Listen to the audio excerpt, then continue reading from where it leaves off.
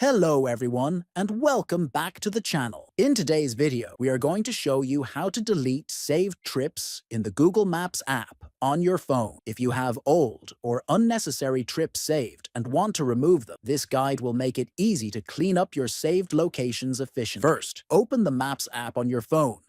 Once the app is open, look for your profile icon at the top right. Next, scroll down through the menu and click on Settings to access the app options.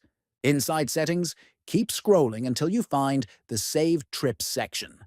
Tap on Saved Trips. Once you are in the Saved Trips section, find the option that says Delete Saved Trips and tap on it. A confirmation message will appear, asking if you really want to delete your saved trips. Finally, tap on Delete to confirm and remove all the saved trips from your Google Maps app. Deleting saved trips in Google Maps is a simple process that helps you manage your account and keep it clutter-free. If you found this video helpful, don't forget to subscribe to the channel, give it a thumbs up, and share it with your friends. Thanks for watching, and see you in the next video.